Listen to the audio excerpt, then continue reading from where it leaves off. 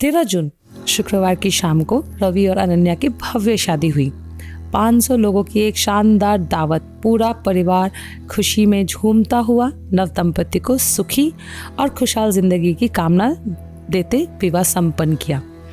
कोलकाता में हुई भव्य शादी के बाद वो भीड़ भाड़ से दूर शांति की तलाश में उड़ीसा के एक खूबसूरत बीच पर हनीमून पर गए। अनन्या समुद्र की खूबसूरती और उसके आसपास का वातावरण देखकर बहुत खुश थी। वो दोनों वहाँ एक पुराने खूबसूरत से कॉटेज में रुके। कॉटेज एकदम पुराने ज़माने की फिल्मों जैसी थी।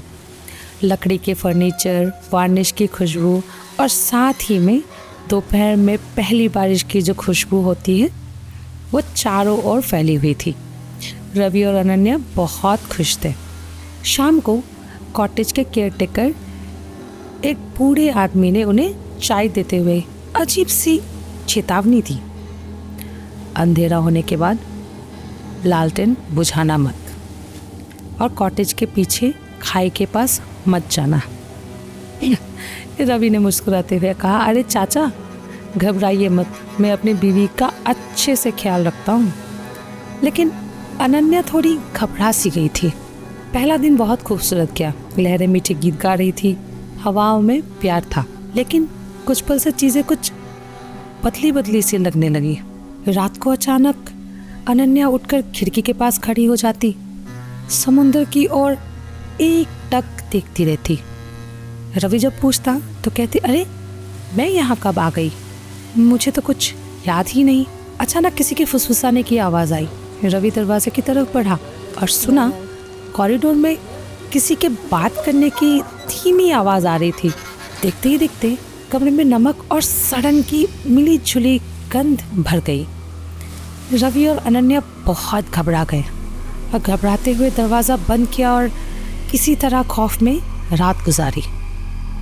सुबह रवि ने देखा कि समुंदर से गीले पैरों की निशान सीधे उसके कमरे तक आ रही थी, जबकि दरवाज़ा पूरी रात बंद था। रवि घबरा गया। उसने अनन्या से बात करने की कोशिश की, लेकिन अब वो अलग सी लगने लगी। कभी कभी जैसे उसे रवि की पहचान ही ना हो। वो कई बार गायब हो जाती और खाई के किनारे खड़ी मिलती, चुपचाप लहरों को निहारते हुए। रवि ने गांव वालों से पूछताछ शुरू की।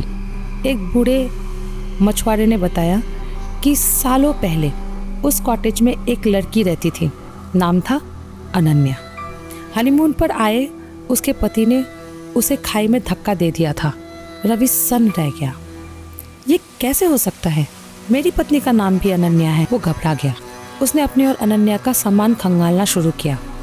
कोई आईडी नहीं, कोई मोबाइल नहीं, कोई बीती जिंदगी का सबूत नहीं, सिर्फ शादी की कुछ तस्वीरें। लेकिन उन तस्वीरों में भी अनन्या का चेहरा थोड़ा धुंधला था। रात को रवि की नींद खुली तो देखता कॉटेज के अंदर समुद्र का पानी भर चुका था, जबकि ज्वार नहीं आया था। दरवाजे पर अनन्या खड़ी थी, आंखों में हल्की सी रोशनी, चेहरा पीला और शरीर से पानी टपक रहा था। तुम मुझे फिर से यहाँ ले आए रवि, उसने कहा। उसकी आवाज में कई सुर एक साथ गूंज रहे थे।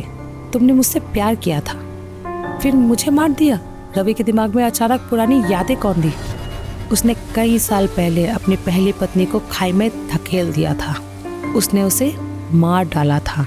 समय के साथ वो आगे बढ़ गया, पर अनन्या वहीं रह गई। लेकिन उसकी पहली पत्नी की आत्मा ने उसका पीछा नहीं छोड़ा, इंतजार करती रही और अब नई अनन्या में समा गई थी, या शायद वही बन गई थी।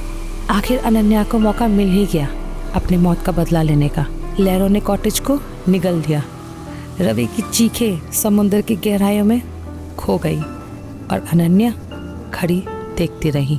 और अब बस समुद्र की लहरें जानती हैं सच्चाई, और वो दुल्हन जो लाल साड़ी में खाई के किनारे खड़ी रहती है, सिर से पानी टपकता हुआ और होठों पर सिर्फ एक ही नाम, रवि।